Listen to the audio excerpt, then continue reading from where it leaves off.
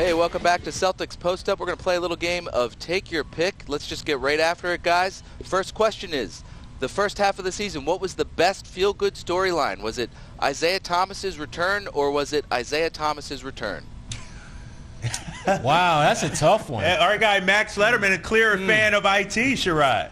And deservedly so. Yeah. I mean, listen, it's everyone loves IT. It's hard to find someone in the league who doesn't appreciate this guy, not only for his talent, but just for his ability to elevate his play through some really just difficult circumstances, going all the way back from being the last player drafted in his draft class to becoming a two-time All-Star.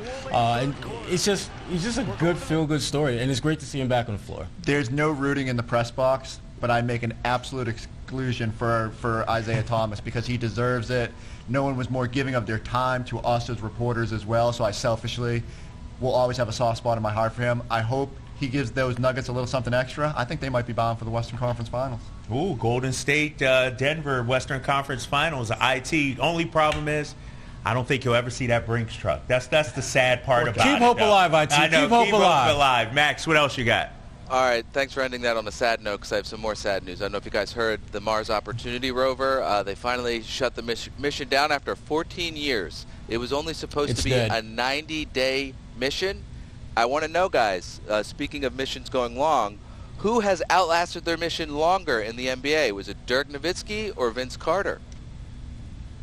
Ooh, that's a good one. So I'll go Dirk only because we saw how bad he looked in Boston, where it was almost like they were just willing him to try and get one basket, and he couldn't do it.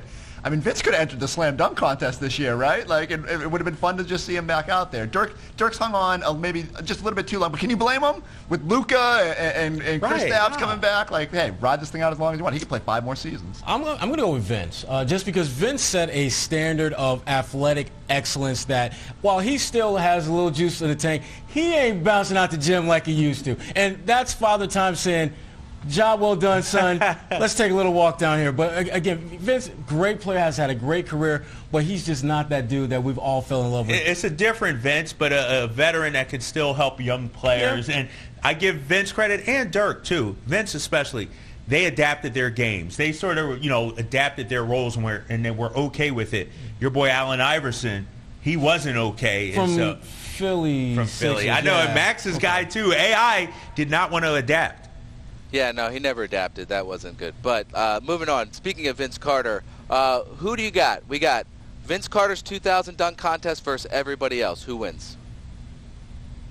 Vince Carter. Yeah, Vince Carter. I mean, the year that, Aaron Gordon and those guys had that just epic to him and Zach LaVine, that was great. That was great theater. But Vince Carter, right.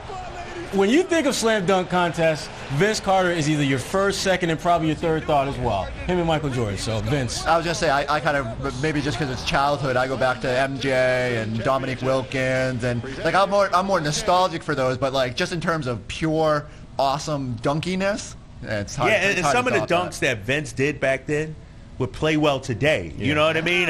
We talk about Jordan and Dominique, great dunkers, but those dunks didn't age as well as Vince's dunks, I think, Max.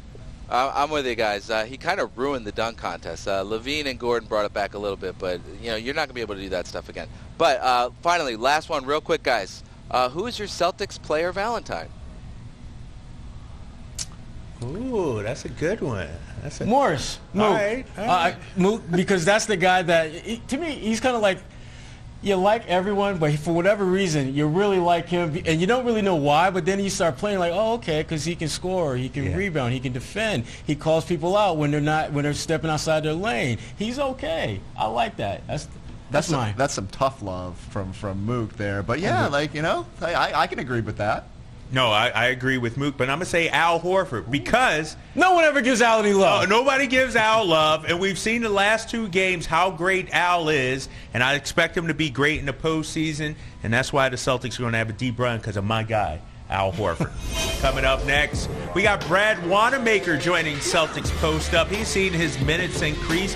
He's getting a bigger role with the team. We'll talk about that and more coming up next on Celtics Post Up.